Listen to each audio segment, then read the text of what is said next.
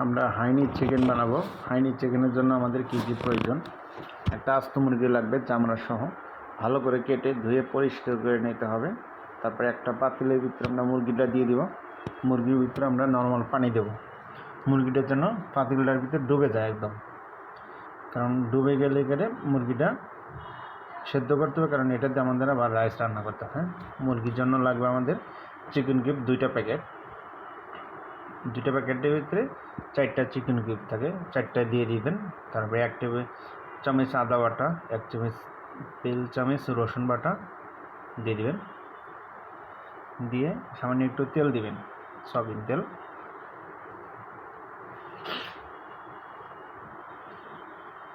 তারপরে আমাদের 10-12টা গোলমরিচ দিয়ে দিব, 5-7টা লং দিয়ে দিব, সামান্য একটু পরিমাণ ঝাল তো আর লাগবে না, এই জন্য টেস্টটা যেন ভালো আসে, মুরগির যেন কোনো গন্ধ না থাকে, এই জন্য আমরা মুরগিটারে 30 মিনিট সেদ্ধ করব। 15 মিনিট সেদ্ধ করে আমরা এই যে মুরগিটা উল্টে দিচ্ছি, আবার ঢেকে দেব মুরগিটা, আবার 15 মিনিট সেদ্ধ করে নেব।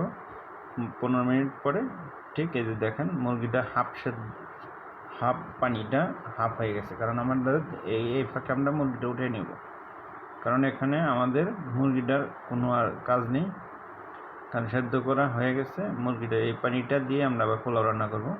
মুরগিটা আমরা ছাড়াই রাখতেছি, মানে কেটে রেখে দিতেছি মাংসগুলি, হাড্ডিগুলো দেখেন কত সুন্দরভাবে স্মুথভাবে মুরগিটা সেদ্ধ হয়েছে, কারণ তার কোনো নাই আমাদের। হাড্ডিগুলোর থেকে মুরগিটা কিউব করে ছোটো করে টুকরা করে কেটে নেব। কেটে নেওয়ার পরে দিয়ে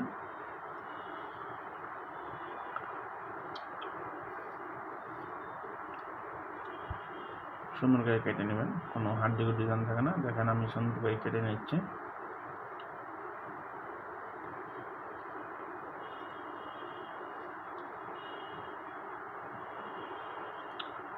সব মুরগি এখানে কেটে নেওয়া হয়েছে।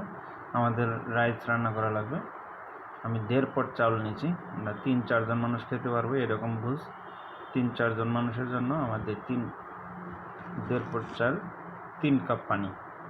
যে মুরগিটা রেখেছিলাম ওটা থেকে গোলমরিচ লং ফেলাই দিয়েছি। আমি 1.5 কাপ চাল নিয়েছি, 3 পট পানি, 1 চা চামচ চিনি, সামান্য পরিমাণ লবণ, 2 টেবিল চামচ গুঁড়া দুধ, 2 টেবিল চামচ গুঁড়া দুধ দিলেই হবে। তার কারণ যে চিনিটা একটু দিবেন, টেস্টটা খেয়ে মিষ্টি হবে সামান্য একটু। লবণটা বেশিটা একটা লাগবে না, তার কারণ পানি আপনাদের লবণ আছে, কিন্তু লবণ না লাগলে আপনারা দিবেন না। কিন্তু এখানে আমি পোলার চালটা ভিজিয়ে রেখেছিলাম, পোলার চালটা আমি দিয়ে দিচ্ছি লবণ দিয়ে। এখন আমাদের 15 মিনিট পরে যে ভাতটা হয়ে গেছে, এখন আমরা 1 টেবিল চামচ সেসমিল অয়েল, তিলের তেল দিয়ে দেব। 1 চা চামচ আদা কুচি, লম্বা লম্বা করে আদাগুলো কুচি করে নিয়েছিলাম আমি, আদাটা আমি দিয়ে দিলাম। ঠিক পোলাও যেমন হবে, কিন্তু এটা একটু আঠালো হবে। নর্মাল পোলাও যেমন ঝরঝরে হয়, এই পোলাওটা একটু আঠালো হবে। আচ্ছা, আমাদের একটা সুইট চিলি সস বানাতে হবে, যেটার জন্য আমাদের সুইট চিলি সসের জন্য 3 টেবিল চামচ চিনি, 1টা লেবুর রস, হাফ কাপ পানি, 1টা আস্ত রসুন কুচি কিমা করে, পেঁয়াজ কুচি একটা কুচি করে কিমা করে, তারপরে দেবে 2টা সুইট চিলি সস। আমি পাতা নিয়েছি, একটা চিলি ফ্লেক্স, যেটা মরিচের থাকে চিলি ফ্লেক্স, সেটা দিবেন। ভালো করে টেস্টটা খেয়ে দেখবেন, টক ঝাল মিষ্টি হবে। আমাদের রাইসের সাথে এটা কিন্তু খুবই প্রয়োজন, কারণ রাইসের উপরে এটা না দিলে করে ভাতটা টেস্টিং খুবই কম আসবে। কারণ এটা বিশেষ করে খুবই সুন্দর করে বানিয়ে নেবেন আপনারা।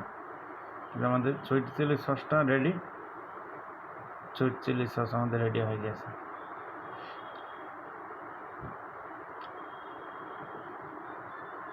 তারপর আমাদের লাগবে একটা সালাদ বানাইতে। সালাদের জন্য লেটুস পাতা, শসা, টমেটো, গাজর, ক্যাপসিকাম আমি সুন্দর করে নিয়েছি। মেয়োনিজ দিয়ে সালাদটা বানাবো, মেয়োনিজ দিয়ে সুন্দর করে সালাদটা বানিয়ে নেব। তার কারণ যে সুন্দর করে সব কিছু পাতলা পাতলা করে চিকন করে কেটে নেবেন। কেটে নেওয়ার পরে আমি শসা টমেটো কুচি কুচি করে নেবেন। ভালোভাবে কেটে নিয়ে সব পাতলা, গাজর পাতলা করে কাটবেন, টমেটো, ক্যাপসিকাম, লেটুস পাতা সবই সুন্দর করে কেটে নিতে হবে, কিন্তু একইভাবে কেটে নেবেন। তার কারণ সালাদ তো বেশি মোটা বেশি চিকন কাটা যায় না। দেখেন আমি কেটে নিয়েছি, আপনারা তো বুঝমতো আপনাদের বুঝমতো কেটে নেবেন। তারপরে আমরা সালাদটা ড্রেসিং একটা বানাবো। 2 টেবিল চামচ মেয়োনিজ দেবো, 1 চা চামচ চিনি দেবো,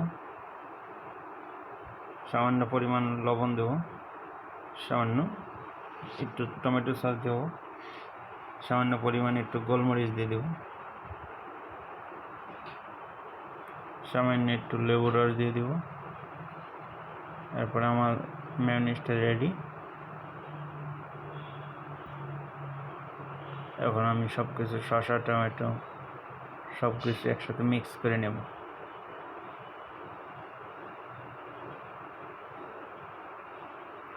একসাথে মিক্স করার পরে আমার সালাদ রেডি।